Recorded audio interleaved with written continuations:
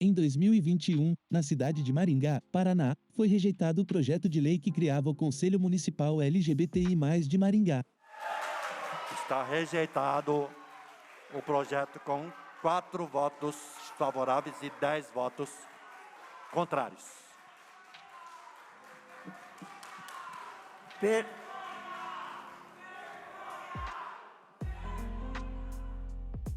Nós fomos atrás da prefeitura, da Câmara e da sociedade civil para entender o que aconteceu com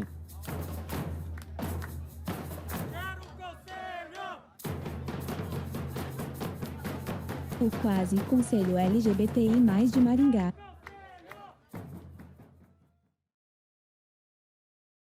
Episódio 3: Emendas e obstáculos. Saulo Gaspar, gerente de diversidade na Secretaria de Juventude e Cidadania de Maringá. Houve muitas emendas, não teve nem tempo de nós entendermos cada emenda, nem os vereadores, nem as vereadoras, foram muito rápidas essas emendas. Eram emendas para esvaziar o sentido do Conselho, para o Conselho não servir para nada e não ter nenhuma política pública em defesa da população LGBT em Maringá. Olhando para tudo isso e verificando que foram apresentados 20 emendas ao projeto, eu peço o adiamento por 4 sessões. 20 emendas foram apresentadas na véspera da segunda votação. Está aprovado o requerimento com 10 votos favoráveis e 4 votos contrários. Está retirada por 4 sessões o item primeiro da pauta. Emenda pela remoção do caráter deliberativo e fiscalizador. Jéssica Magno, coordenadora da ONG Resis Trans, vice-presidenta do Conselho Municipal de Direitos da População LGBTI, conselheira no Conselho Municipal de Mulheres, secretaria do Coletivo de Mulheres do PT Maringá, coordenadora da UNA LGBT estadual, participante da ONG Maria do Ingá. Se nós estamos ali para construir políticas públicas voltadas a um segmento social, eu acho de extrema necessidade que ele seja deliberativo e fiscalizador. Carolina Cleópatra, membro da Comissão de Diversidade Sexual e de Gênero, da Comissão de Enfrentamento à Violência de Gênero, da AMAD, e conselheira no Conselho Municipal de Direitos da População LGBTI. Porque um conselho que não pode fiscalizar, não tem sentido. O conselho é justamente para isso. Luísa Álvares Beltrán, vice-presidente da Comissão de Diversidade Sexual e de Gênero da OAB Maringá. Co-presidente da Associação Nenhuma a Menos. Para quê, então? Então a gente pode se reunir ali na sala da minha casa, né? Porque falar de poder institucional sem ter o caráter deliberativo, sem ter o caráter fiscalizador. Odacir Fiorini Júnior, procurador jurídico da Câmara de Vereadores de Maringá. Cada conselho tem a sua natureza específica. E a fiscalização se dá exatamente dos atos que o Poder Executivo esteja caminhando com ele, ou se está de acordo com o andamento do que foi proposto pelo conselho específico. Então, se é uma ação de natureza de meio ambiente, está alinhado com a recomendação do Conselho de Meio Ambiente? Ok. A questão da fiscalização não é justamente o que colocaram nas fake news, né, que nós iríamos adentrar espaços, iríamos tentar dar voz de prisão, que isso, que aquilo, entendeu? Fran Rocha, atual presidenta do Conselho Municipal de Direitos da População LGBTI, foi presidenta da CDSG, especialista em Direito de Famílias e Sucessões e Direito LGBT+. Esse caráter é em relação ao poder público, fiscalizar para saber se as políticas públicas estão sendo debatidas e implementadas. Não é fiscalizar religião e vida alheia. E o deliberativo é deliberativo sobre os nossos assuntos. O que eles têm a ver com isso? A gente vai deliberar sobre os nossos projetos. Normalmente, os conselhos criados no município de Maringá, eles possuem natureza deliberativa, que é a função de aconselhamento do prefeito nos atos que precisam ser executados. A plenária do conselho tem poder de orientar o prefeito. Vou citar um exemplo, o Conselho de Meio Ambiente. Quando o assunto é uma temática que envolve o meio ambiente, a plenária do conselho orienta de forma deliberativa o Poder Executivo para a condução dos atos que o Executivo pretende trabalhar com o meio ambiente. Então, o Conselho tem essa função deliberativa porque ele acaba tomando importantes decisões que fundamentam a execução das secretarias vinculadas ao Poder Executivo. A possibilidade de propor algo, de deliberar algo, não faz com que exista uma milícia legislativa, se assim a gente pode fazer uma referência. É um poder paralelo do legislativo, né, que tem essa possibilidade de... Não existe isso. Emenda pela remoção da competência de participar da elaboração do orçamento. O Conselho, ele tem essa questão de auxiliar na composição, por exemplo, vai ser trabalhada uma determinada política que precisa de um determinado orçamento. O Conselho pode sim fomentar junto ao Poder Executivo que seja direcionado esse orçamento, mas cabe exclusivamente ao Executivo atender essa recomendação ou não. Às vezes o Executivo vai virar e falar, olha, Conselho, ok, mas eu não tenho como prover esse recurso para vocês, tá? E quando eu falo vocês, é para a execução daquela determinada política. Essas questões orçamentárias, elas são discutidas entre as secretarias. Os conselhos, eles podem participar, a população pode participar. Isso não significa que o conselho teria qualquer ingerência sobre o orçamento. São questões absolutamente distintas. Mais uma vez, mais uma emenda que foi realmente feita para a desarticulação. Emenda pela inclusão de vagas para a OAB e a Ordem dos Pastores Evangélicos de Maringá.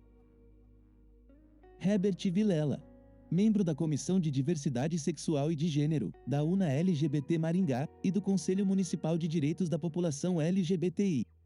Com relação às vagas a serem escolhidas pela OAB, na verdade a gente já havia deixado as vagas para instituições no geral. Então a OAB poderia participar pleiteando por essas vagas. Agora, para a participação da OPEM, a gente muito estranhou, né? Se a gente está falando de Conselho dos Idosos, por exemplo, a gente vai tratar com organizações que tratam dos interesses dos idosos. Quando a gente trata, então, do Conselho da População LGBTI+, então a gente vai tratar com organizações que defendem a promoção dos direitos da população LGBTI+. A OPEM tem se manifestado contra a criação desse conselho. Hoje da maneira como está. Não tem a ver com preconceito, sim, tem a ver com a maneira que está sendo colocada, né? Então, fonte: Ordem dos Pastores Evangélicos de Maringá, Facebook. Para mim foi risível, até porque eles foram os nossos grandes oponentes nessa situação, além de outros, né? Especialmente seguidores do presidente Bolsonaro, mas eles foram os nossos grandes oponentes. A gente sabia que eles não queriam nem a existência daquilo, que eles viam aquilo como ferir os direitos deles. Na minha opinião, eles gostariam de estar ali mais para estarem infiltrados mesmo, né? Para estarem controlando as nossas ações e não para dar uma construção melhor para o que a gente estaria debatendo lá, mas sim para estar ali nos vigiando do que a gente poderia ou não fazer.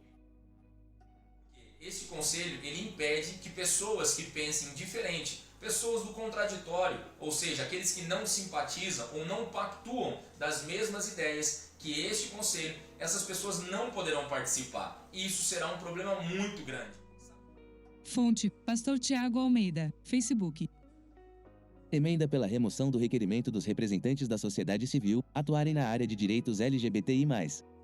Essa demanda, ela vem de um histórico aí dos últimos anos de tentar esvaziar criações, instituições voltadas para a população LGBTI+, tirando os termos diversidade sexual, gênero, orientação sexual. Então eles tentam tirar todos esses termos das leis porque eles são aversos a esses termos. Vamos colocar aí na área da saúde. A maioria das cadeiras tem que ser pessoas específicas da área da saúde, porque a discussão vai ser para esse público-alvo. Nós entendemos que a proposta é um projeto de Conselho Municipal dos Direitos da População LGBTI+.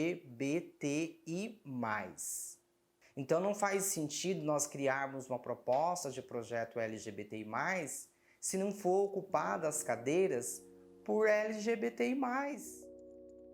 O Conselho não deveria atuar na educação. Será que a criação desse Conselho, da maneira como está o projeto de lei, não pode afetar a educação de alguns assuntos sensíveis na rede pública ou rede privada de educação de Maringá? As escolas vão ter que se comportar de acordo com o que o Conselho prevê? Fonte: Homero Macchese, Instagram. Por que não pode? A gente não pode ensinar as crianças a respeitar o coleguinha? Respeitar as diferenças? Entender as diferenças? Porque a pessoa que é gay, lésbica, trans, como que ela vai para a escola e vai sofrer toda uma violência, entende? Qual que é o direito dessa criança? Ou o direito da família, às vezes a criança tem pais que são lésbicas ou gays ou trans.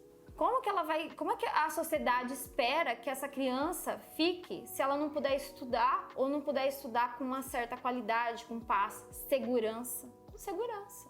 Não tem por que nós não trabalharmos na área da educação, até porque hoje no município de Maringá existe uma lei específica, que é a lei Escola Sem Homofobia. Então não faz sentido o conselho, juntamente com a gestão, não trabalhar na área da educação se nós temos uma lei que fala Escola Sem Homofobia. Nós precisamos trabalhar nesse setor, né? Nós precisamos capacitar essa área também para que possa preparar bem o ambiente, o espaço escolar para as crianças, começar pela base. A gente sabe que a população, essa população, tem uma evasão escolar muito grande, principalmente as pessoas travestis e transexuais.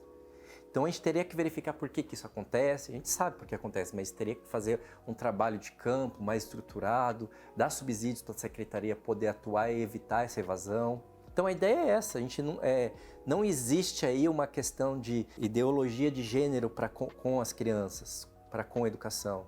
Não, tem uma ideia de consciência das pessoas que lidam na educação para lidar com as pessoas LGBTs. Porque a gente sabe que existem crianças LGBTs. E nós que somos LGBTs adultos, sabe como que a gente passou por essa situação na idade escolar. Então a gente não quer que essas crianças que estão aí e estão por vir passem pelo mesmo que a gente passou. O conselho seria antidemocrático, pois apenas participariam entidades atuantes na promoção de direitos LGBTI+.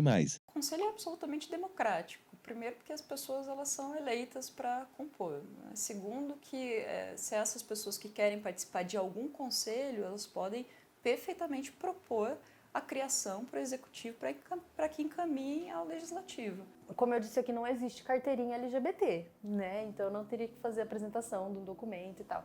É claro que é importante, como eu expliquei, ter a presença de pessoas que são declaradamente LGBT para a gente contar com essa experiência, com essa vivência dessas pessoas, né? Mas isso não é verdade. Existiam cadeiras ali que poderiam ser ocupadas por pessoas LGBT ou não. É um conselho temático. Isso posto, não há como ser antidemocrático, porque o conceito de democracia ele abarca também essa possibilidade de que grupos específicos se unam para pleitear aquilo que lhe é mais latente, né? Mais sensível. No Conselho da Mulher, já há uma cadeira destinada ao movimento LGBT. Logo, lá eles já podem pleitear os seus direitos. Fonte: Instituto São Roberto Bellarmino, Instagram. Os demais conselhos, eles vão trabalhar demandas específicas daqueles conselhos. Eles não vão dar um olhar direcionado para o público LGBTI+. É diferente. O que nós propomos é que as políticas públicas, a atenção, o olhar direcionado é para nosso público LGBTI+, que tem as suas especificidades. Lá eles não vão trabalhar essas especificidades, eles vão trabalhar as especificidades daquele conselho. Então seria só uma cadeira representando o LGBTI+, mas não vai ser trabalhado de forma direcionada. Então nós precisamos sim ter nosso espaço para trabalhar com o nosso público, com a nossa especificidade. Irá criar mais gastos públicos em um momento de crise nacional, no momento que justamente é preciso economizar. Fonte: Instituto São Roberto Bellarmino, Instagram. Como que você faz política pública sem dinheiro? Não faz. Como que você trabalha sem orçamento? De acordo com a SEJUC, os seus conselhos possuem 2 tipos de gasto. 1. Salário do assessor técnico, pessoa responsável por gerenciar documentos e ofícios, convocar reuniões e fazer a ata. Aproximadamente R$ 15 mil por ano por conselho. 2. Reserva orçamentária para custear despesas como conferências, eventos, material permanente, etc. Em 2022, os valores foram 18 mil para o Conselho de Promoção da Igualdade Racial e 7 mil para o Conselho dos Direitos dos Refugiados. De acordo com o gerente de diversidade, o impacto no orçamento do Conselho LGBTI+, seria igual ao do Conselho de Imigrantes. Portanto, R$ 22 mil por ano, de acordo com nossa estimativa. Esse valor representa 0,28% do orçamento de 2022 da SEJUC. O projeto indica aqui já no seu artigo 1º que o Conselho vai defender a ideia de ideologia ou identidade de gênero. Dentro desse conselho, eles falam dessa ideologia de gênero, eles pedem até, que parece que é a construção do terceiro banheiro, né, que é o ela, ele e o elo, será que é o outro? Quem que é? Eu não sei, gente. A pior guerra que nós estamos travando é com a ideologia de gênero, gente. A pior guerra é essa. Este conselho vai poder implementar dentro das escolas a ideologia de gênero. Fonte: Homero Marquesi, Instagram. Cris Lauer, Instagram. Um Gole de Prosa, Facebook. Instituto São Roberto Bellarmino, Instagram. A Igreja Católica foi a primeira locutora do discurso anti-ideologia de gênero. Incitada pela realização das conferências da ONU sobre população e desenvolvimento e sobre as mulheres, ocasiões em que os direitos sexuais e reprodutivos ingressaram nas agendas legislativas, midiáticas e educativas a nível global, a hierarquia católica teria iniciado uma campanha de combate aos estudos feministas e às teorias de gênero. Na América do Sul, o verdadeiro ponto de inflexão e de escalada de um discurso anti-ideologia de gênero parece ter ocorrido após o reconhecimento legal das uniões homoafetivas na Argentina, em 2010, e no Brasil, em 2011. Fonte: Isso é coisa do capeta. O papel da ideologia de gênero no atual projeto político de poder. Artigo de Diego Chibelinski, 2020.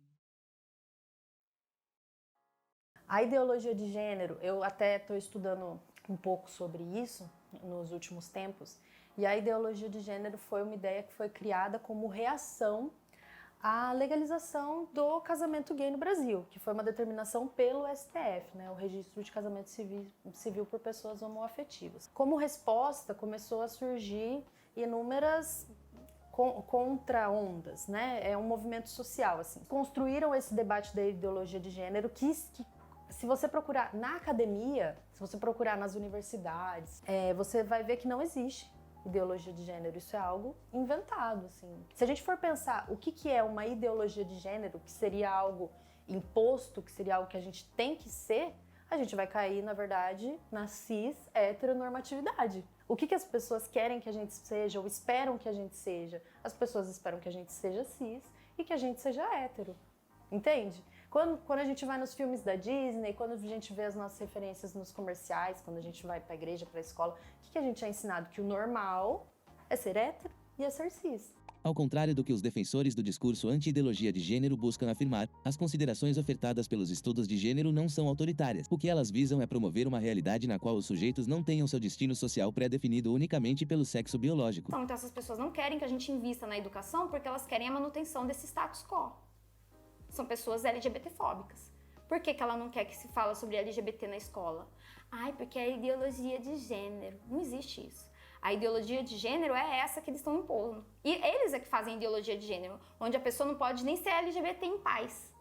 Você tem que ser dentro do padrão, você tem que ser a pessoa dentro do padrão hétero cis-normativo. Se você não for hétero cis-normativo, então você não pode existir, ou não pode existir com segurança. Pela ordem, senhor presidente. Pois não. Biazon. Pois não.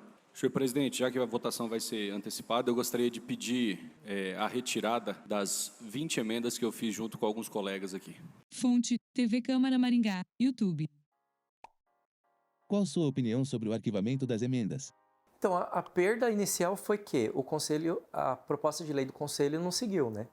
Foi reprovada ali logo de cara e não teve um debate sobre isso. Ana Lúcia Rodrigues, professora e vereadora em Maringá. Eu sinto imensamente que no parlamento, naquele momento, a maioria que votou contra o Conselho também votou votou em favor da retirada das emendas, porque as emendas foram uma manobra para fazer a postergação do prazo, né? Porque, se apresentaram 22 emendas e nós não tivemos tempo para discutir, Eles colocaram essas emendas, 20 e poucas emendas, que é um absurdo para um projeto de lei. Você não vê um projeto de lei com tantas emendas assim, ainda mais um projeto simples. E depois retiram todos, sem a discussão de cada um. Ou seja, onde que está o processo democrático em cima disso? Tudo bem que tem a especificidade de ser LGBT, mas não faria sentido que eles tivessem aprovado algumas semanas antes um conselho de texto quase igual e logo depois, achamos um monte de problemas nesse texto. Não foram propostas para que fossem debatidas e votadas. Caso tivessem sido, nós teríamos debatido e de fato elas teriam sido votadas. Elas foram arquivadas, na realidade, porque foram propostas para desarticular esse movimento e esvaziar essa votação. Né, foi uma estratégia em protelar a votação para poder dar tempo da população tomar conhecimento e fazer pressão nos vereadores. Tem muita gente que diz que a culpa foi dos movimentos sociais porque fizeram as manifestações. A culpa é do preconceito, a culpa é da intolerância. Não tem como você querer culpar um movimento por se manifestar. Então nós devemos o quê? Ficar escondidos e reclusos e apresentar nossos companheiros e companheiras, esposas e esposos como amigos e voltar para um tempo em que não era reconhecida a cidadania, a filiação, a parentalidade, a conjugalidade, a identidade das pessoas LGBT. Convidamos 7 vereadores que votaram contrariamente ao projeto para serem entrevistados. 3 recusaram o nosso pedido e 4 não responderam em tempo hábil. No próximo episódio. O ódio não venceu, de fato. O bem venceu nessa cidade. O bem da família cristã. Sabe quando o LGBT vai ter espaço? Quando for trabalhar, estudar e ter uma vida digna, que não precisa de conselho nenhum.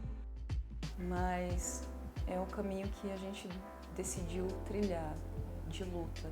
É o caminho de luta, é o caminho de consciência.